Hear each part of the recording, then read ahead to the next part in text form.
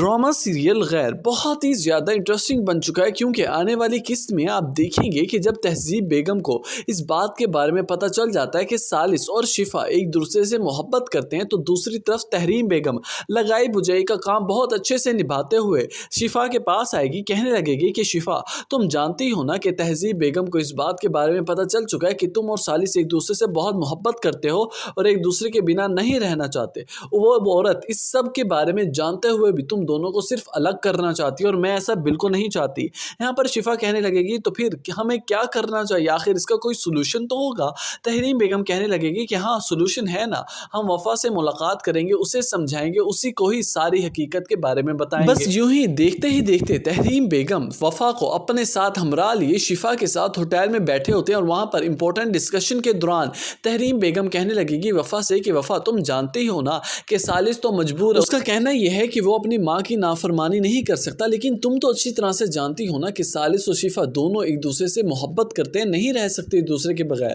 اگر اس کی مجبوری ہے، تمہاری تو مجبوری نہیں ہے نا، تم تو اس سے خلا لے سکتی ہو۔ یہ بات سنتے ہی وفا تو غصے سے ٹیبل چھوڑ کر چلی جائے گی، لیکن گھر جاتے ہی رونا شروع کر دے گی۔ سامنے تہذیب بیگم کھڑی ہوگی، جیسے ہی وفا آئے گی تو وفا سے پوچھنے لگے گی کہ وفا، آخر ہوا کیا ہے، کیوں رو رہی ہو، کیا بات ہوئی ہے، تحریم نے کیا کہا ہے تم سے؟ یہاں پر وفا بیٹھ کر ساری حقیقت سب کے سب تہذیب بیگم کو بتا دیتی ہے، لیکن اس سے پہلے اپنے کمرے میں جاتی ہے، وہاں پر جا کر نماز پڑھتی ہے، ساتھ آ کر سالس بیٹھ جاتا ہے، انتظار۔ جیسے ہی نماز کا سلام پھیرتی ہے، کھڑی ہو جاتی ہے، ناراضگی کا اظہار کرنے لگتی ہے۔ سالس زبردستی بات کرنے کی کوشش کرتا ہے، کہنے لگتا ہے کہ آخر کیا ہوا ہے وفا، تم مجھے اگنور کیوں کر رہی ہو؟ یہاں پر ہاتھ چھڑاتے ہوئے وفا ایک دم سے غصے سے تل بلاتی ہوئی کہنے لگے گی کہ مجھ سے بات کرنے کی کوشش مت کرے، میں نے آپ جیسا بزدل انسان اپنی زندگی میں نہیں دیکھا، جو ہر بار ہر موقع دیکھتے ہوئے عورت کے پیٹھ پیچھے وار کرتا ہے۔ اگر آپ کو یہی سب کچھ کرنا تھا تو آپ سیدھا مجھ سے بات کر سکتے تھے، کیا ضرورت تھی تحریم بیگم سے ساری باتیں کرنے کی؟ حقیقت تو یہ ہے کہ یہاں پر وفا کو ایسا لگتا ہے کہ سالس نے ہی ساری باتیں تحریم سے کی، اور اس لیے مجھ سے آ کر وہ خلا کا کہہ رہی تھی کہ میں خلا لے لوں۔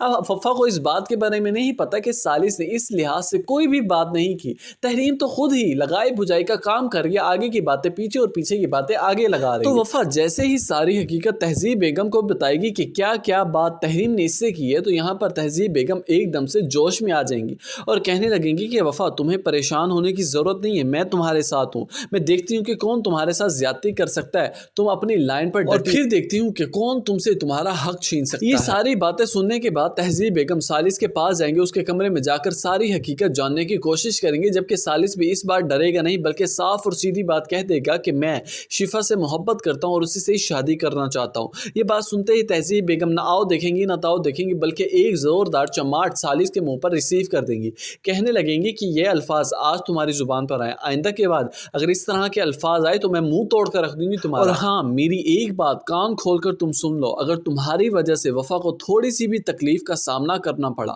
تو میں تمہاری حقیقت سب کے سامنے کھول کر رکھ دوں گی، سارے راز فاش کر دوں گی۔ اپنی قیمتی رائے سے آگاہ کرنا مت بھولیے گا۔ ویڈیو اچھی لگی ہو تو ویڈیو کو لائک کر دیں، چینل پر نئے ہیں تو چینل کو سبسکرائب بھی کر دیں۔